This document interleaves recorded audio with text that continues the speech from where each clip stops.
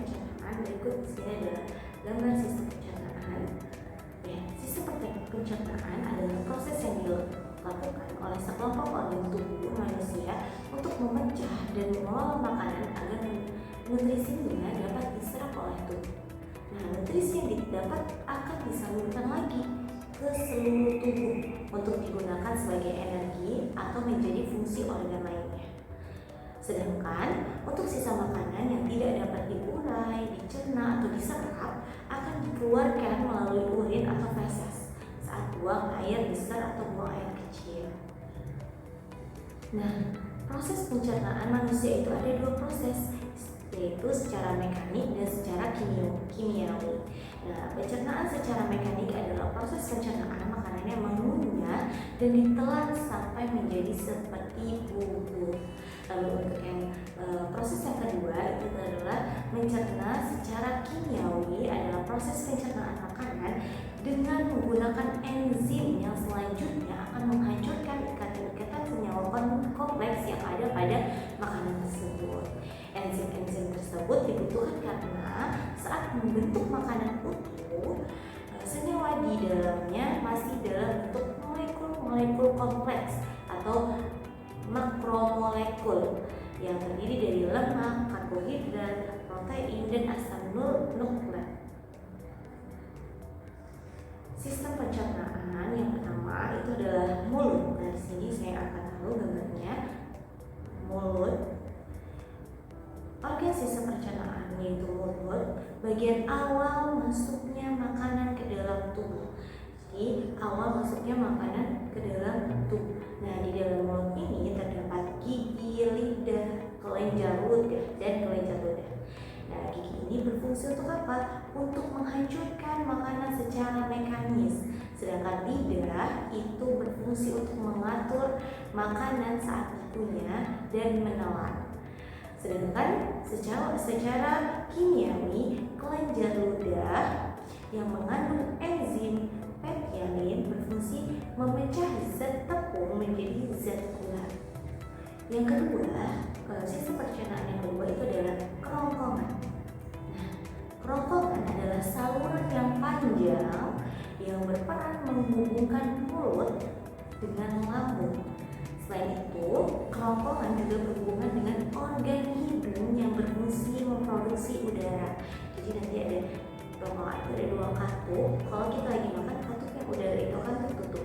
Jika kita tidak sedang makan, menelan sesuatu, itu katup udara akan terbuka seperti itu. Nah, makanan yang ditelan dari mulut akan masuk melalui tenggorokan lalu diteruskan ke tabung berotot yang namanya itu adalah esofagus. Pada kerongkongan terjadi gerakan peristaltik, yaitu gerakan yang berfungsi mendorong makanan agar melaju menuju lambung seperti itu. Jadi kalau lagi makan itu terasa dorongannya saat kita menelan itu, dan itu namanya adalah tadi otot esofagus atau gerakan peristaltik. Yang ketiga itu ada lambung. Setelah dari mulut dihancurkan, lalu masuk ke kerongkongan, dan kerongkongan masuk ke lambung. Nah, lambung adalah organ yang berbentuk seperti kantung yang terdiri dari dinding-dinding berotot. Nah, di dalam lambung terjadi pencernaan secara mekanik, yaitu makanan dan minuman diremas dan diaduk menjadi bubur makanan oleh otot poros. Nah, lambung terdiri dari 3 bagian penting. Yang pertama itu adalah bagian atas atau kardia, terus bagian tengah itu adalah fundus, dan bagian bawah itu adalah pilorus. Nah, bagian lambung juga terjadi pencernaan kimiawi, yaitu makanan yang dicerna oleh enzim dalam getah lambung yang dihasilkan sel kelenjar dinding lambung. Terdapat 4 jenis getah lambung, yaitu pepsin, renin, asam klorida, dan lipase gastrik. Di sini saya akan menjelaskan satu-satu. Pepsin adalah enzim yang berfungsi memecah protein menjadi pepton atau proteosa. Lalu untuk renin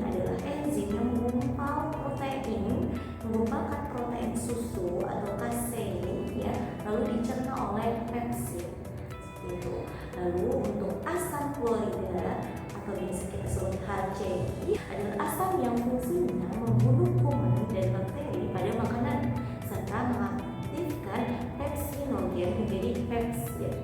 Itu untuk asam klorida. Lalu yang terakhir itu dari fase gastrik, adalah enzim yang berfungsi untuk mengubah lemak menjadi asam lemak. Itu untuk bagian lambung. Yang keempat, dari sisa pencernaan itu adalah usus halus. Nah, usus terdiri dari 3 bagian penting, yaitu ada usus 12 jari, ada usus kosong, dan ada usus penyerap.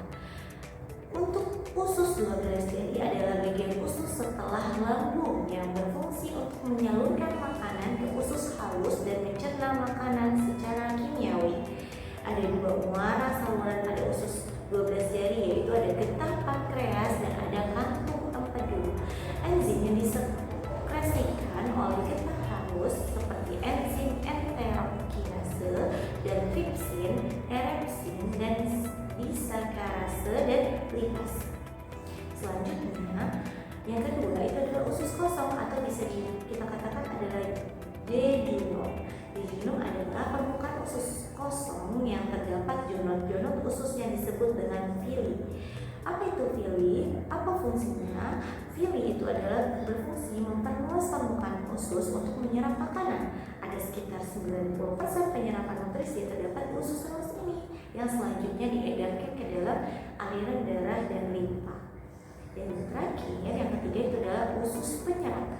Usus penyerap ini merupakan bagian akhir pada saluran usus halus. Nutrisi yang belum diserap oleh jejunum atau usus kosong akan diserap oleh bagian usus halus ileum ini, yaitu seperti vitamin B, garam, air, dan elektrolit. Sama seperti jejunum usus ileum ini juga memiliki villi. Nah, di usus halus ini ada yang namanya gerakan peristaltik. Apa itu peristaltik? Peristaltik adalah gerakan untuk mendorong makanan dari satu bagian ke bagian lainnya. Selanjutnya sisa dari sisa dari yang berupa limbah akan diteruskan ke sistem pencernaan manusia, yaitu usus besar. Nah, di sini yang berikutnya ada usus besar. Usus besar merupakan tempat di mana sisa-sisa makanan dan air yang tidak dicerna dan diserap oleh usus halus akan diarahkan ke usus besar lalu disimpan sebagai feses sebelum dieliminasi. Nah, di usus besar ini sisa-sisa makanan akan diserap air dan mineralnya sehingga menjadi lebih padat. Sisa makanan tersebut lalu akan mengalami pembusukan yang dibantu oleh bakteri E. coli, yang biasa kita bilang terus coli. Bakteri E. coli ini juga berguna untuk menghasilkan vitamin K yang membantu membekukan darah. Pada usus besar terdapat bagian sekum, kolon, rektum, dan kanalis anal. Di bagian kolon terjadi penyerapan vitamin K dan air. Selanjutnya zat makanan yang sudah dicerna akan disimpan oleh rektum dan dieliminasi melalui kanalis atau kanalis anal ke bagian anus dengan gerakan peristaltik. Lalu yang terakhir berikutnya itu adalah rektum. Apa itu rektum? Rektum di sini saya akan kasih ilmunya. Rektum adalah ruang lurus 8 inci berukuran 8 inci yang menghubungkan antara usus besar ke anus dan menjadi bagian akhir dari usus besar. Nah, feses yang dihasilkan oleh usus besar ini sementara akan disimpan pada rektum.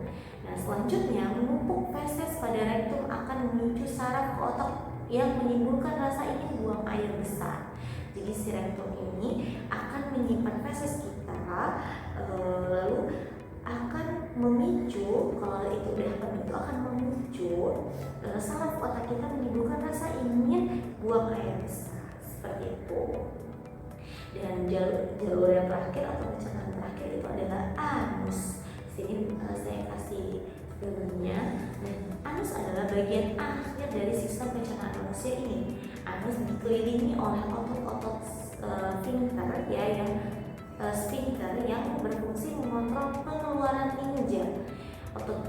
otot dasar panggul berfungsi untuk menciptakan sudut antara rektum dan anus yang dapat menghentikan tinja keluar pada saat tidak seharusnya. Hal tersebut berfungsi penting agar seorang dapat mencegah BAB tanpa disadari. Kayak gitu.